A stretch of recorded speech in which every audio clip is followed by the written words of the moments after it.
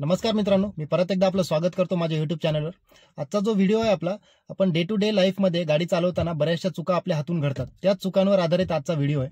हा माझा self experience आहे। ड्रायव्हर अनुभवी असो किंवा नवीन असो, ड्रायव्हिंग करताना एक त्याची हॅबिट असते आणि त्या हॅबिटची त्याला सवय झालेली असते। एक आपली ड्रायव्हिंग स्टाईल असते, त्या स्टाईलची त्याला सवय होऊन गेलेली असते। ते म्हणून अशा काही गोष्टींकडे आपलं दुर्लक्ष होतं। त्याच गोष्टी मी आज तुम्हाला सांगणार आहे। तो व्हिडिओ शेवटपर्यंत नक्की बघा। नक्कीच तुमच्या फायद्यांच्या याच्यामध्ये काही गोष्टी आहेत। व्हिडिओ न स्किप करता शेवटपर्यंत नक्की बघा। तर सगळ्यात आधी जेव्हा आपण गाडी कोल्ड स्टार्ट करतो, म्हणजे सकाळी सकाळी जेव्हा आपण गाडी स्टार्ट करतो तेव्हा आपण इग्निशनची चाबी फिरवतो किंवा सिंगल आपण जे बटन स्टार्ट बटन जे असतं ते जेव्हा दाबतो त्यावेळेस स्पीडोमीटरमध्ये एक हालचाल होते।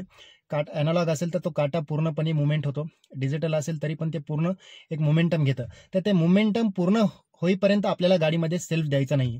ते मोमेंटम पूर्ण झाल्यावरच आपल्याला आपली गाडी स्टार्ट करायची। ही पहिली गोष्ट आपल्याला चांगली आहे, ती फॉलो करायची। बरेचसे लोक हे करत नाहीत, गाडीत बसलं डायरेक्ट सेल्फ मारतात आणि चालायला लागतात। त्याच्यानंतर दुसरी गोष्ट आपल्याला ही फॉलो करायची आहे, ज्यावेळेस आपण कोल्ड स्टार्ट गाडी करतो, सकाळी सकाळी उठल्यानंतर जेव्हा आपण गाडी स्टार्ट करतो तेव्हा आयडल सिच्युएशनला गाडी ठेवायची।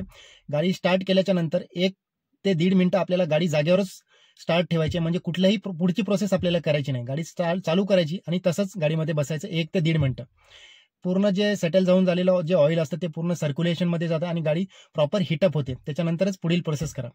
त्याच्यानंतर आपण जेव्हा गाडी चालवायला सुरुवात करतो, म्हणजे स्टार्ट करतो, गिअर टाकतो, सगळ्या गोष्टी करतो आणि गाडी आपली चालायला लागते, तर किमान 4 ते 5 किलोमीटर आपण गाडी लो स्पीडला ठेवायला पाहिजे, म्हणजे 20-30च्या 40च्या स्पीडने ठेवायला पाहिजे। त्याच्यानंतरच आपल्याला स्पीड वाढवायची आहे। याच्यामध्ये इंजनवर जास्त लोड येत नाही, गाडी हिटअप होत नाही आणि जे ऑइल जे सर्क्युलेशन असतं ते प्रॉपरली होतं। त्याच्यानंतर ह्या गोष्टी आपण फॉलो करायला पाहिजे।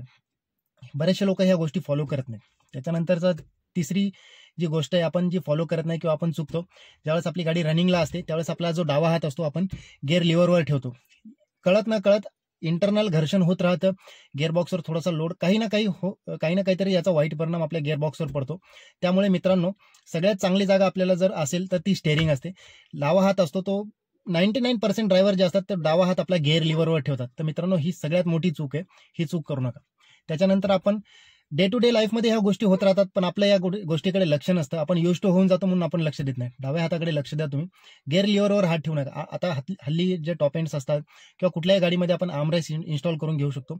आपला डावा हात जर आपल्याला स्टेअरिंगवर नसेल ठेवायचा तर तुम्ही आर्मरेस्टवर ठेवा। याच्यानंतरची एक खूप महत्वाची चूक आपण करतो, चूक म्हणल्यापेक्षा खूप एक सवय लागलेली असते की आपण जे स्टेअरिंगचं हँडलिंग असतं ते 10-2 या पोझिशनला ठेवतो। 10-2 हे पहिले म्हणजे बरोबरच मानलं जायचं, पण ॲक्युरेट पोझिशन आणि एकदम सेफ्टी पॉईंट ऑफ व्ह्यूने जर बघायला गेलं तर 9 आणि 3 ही पोझिशन आहे, म्हणजे मी आता जशी पकडली ती पोझिशन एकदम बरोबर आहे। काही लोक बॉटमला स्टेअरिंग पकडतात किंवा वर स्टेअरिंग पकडतात अशी, तर मित्रांनो हे सेफ्टी पॉईंट ऑफ व्ह्यूने एकदम चुकीचं आहे, कारण की एअरबॅग असतो याच्यामध्ये। जर होऊ नये, पण यदा कदाचित जर ॲक्सिडेंट झाला किंवा डॅश जर झाला तर एअरबॅग ज्यावेळेस डिप्लॉय होतं त्यावेळेस आपल्या हाताला कुठली इंजुरी होऊ नये म्हणून आपले 9 आणि 3 असं स्टेअरिंग पकडायचं। सेफ्टी पॉईंट ऑफ व्ह्यूने हा पॉईंट खूप महत्वाचा आहे, हे लोक फॉलो करत नाही।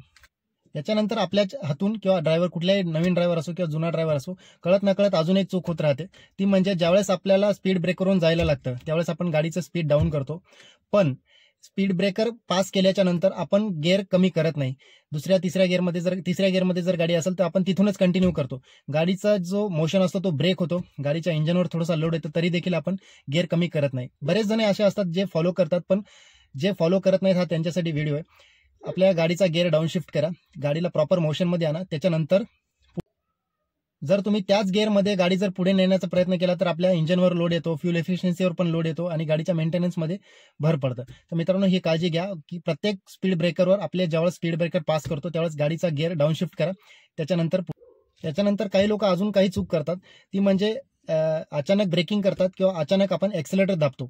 या दोन्ही गोष्टी एकदम चुकीच्या आहेत। अचानक ब्रेकिंग करणं काही कंडिशनमध्ये अनिवार्य असतं, काही कंडिशन्स अशा आहेत रोडवर की अचानक ब्रेकिंग करावं लागतं, पण काही लोकांची सवय लागलेली असते की गाडीच्या खूप जवळ जायचं आणि मुद्दाम जोरात ब्रेक द्यायचं, म्हणजे सगळं पूर्ण फास्ट करायचं। ह्या गोष्टी एकदम चुकीच्या आहेत। याने 2 नुकसान होतात। एक तर म्हणजे तुमचे ब्रेक शू जे असतात याच्यावर खूप जास्त लोड येतो, खूप जास्त प्रमाणामध्ये हीट निर्माण होऊन ते ब्रेक रूटर जे असतात ते लवकर खराब होतात। आणि दुसरी गोष्ट म्हणजे मागून येणारे जे वाहनं असतात ते तुम्हाला शक्यता असते की धडकू शकतात। अशा कंडिशनमध्ये पुढच्या गोष्टीचा अंदाज घ्या, त्याच्यानंतर हळूहळू तुम्ही ब्रेक द्या। काही गोष्टींमध्ये अचानक ब्रेक करावं लागतात, ती गोष्ट वेगळी। त्याच्यानंतर आपण बरेचसे ड्रायव्हर्स असे असतात की एकदम खूप जास्त जोरामध्ये एक्सेलरेटरचं पॅडल जे असतात ते पूर्णपणे प्रेस करतात. अशाने तुमच्या इंजन सिस्टमवर लोड येतो, फ्यूल एफिशियन्सीवर पण याचा परिणाम होतो. युनिफॉर्मली एक्सेलरेटर दाबा आणि हळूहळू गाडी मोशनमध्ये आणा. या 2 गोष्टी जर तुम्ही फॉलो केल्या तर नक्की सांगू शकतो तुमच्या गाडीचा मेंटेनन्स कमी येईल आणि तुम्हाला फ्यूल एफिशियन्सी पण जास्त. त्याच्यानंतरचा जो पॉईंट आहे तो ओव्हरटेकिंग करताना आपण जी चूक करतो त्याच्या संदर्भात आहे. बरेच लोकांची अशी सवय लागून गेलेली असते की गाडी समोरून जर एखादा ट्रक जात असेल तर त्याच्या खूप जवळ जातात आणि त्याच्यानंतर सडन ओव्हरटेक करायला आपला लेन चेंज करतात. मित्रांनो, खूप चुकीची गोष्ट आहे. आपल्यासोबत आपली फॅमिली ट्रॅव्हल करत असते. आपण एक ड्रायव्हिंग करणं म्हणजे एक जिम्मेदारीचं काम असतं. गाडी समोर असताना त्या गाडीचा अंदाज घ्या. साधारणपणे 50, 60, 70 मीटर असतानाच आपण आपला लेन चेंज करा. सगळ्या गोष्टी फॉलो करून, बॅक साईडला बघून, साईडला बघून त्याच्यानंतरच आपल्याला ओव्हरटेक करायचंय. सडन एकदम त्याला गाडी भिडवायची त्याच्यानंतर ओव्हरटेक करायचं, हे खूप चुकीची गोष्ट आहे. मी स्वतः पाहिलेत असे ड्रायव्हर की गाडीच्या खूप जवळ नेतात, त्याच्यानंतर लेन चेंज करतात. त्याच्यामध्ये काय मोठेपण आहे माहिती नाही, पण ही गोष्ट खूप चुकीची आहे. सेफ्टी पॉईंट ऑफ व्ह्यूचा जो पॉईंट आहे तो आहे एअरबॅग डिप्लॉयचा संबंधित. म्हणजे मित्रांनो, ज्यावेळेस आपण ट्रॅव्हलिंग करत असतो, सीट बेल्ट आपण याच्याकडे दुर्लक्ष करतो. सीट बेल्ट आपण विचार करतो की आपल्याला थोडं जवळच जायचं, कशाला सीट बेल्ट वापरायचा. जे अलाराम्स वगैरे सीट सेफ्टीसाठी जे आपल्याला सेन्सर लावलेले आहेत त्याचे अलाराम्स वगैरे वाजतात, त्याच्यासाठी आपण पिन लावून ठेवतो.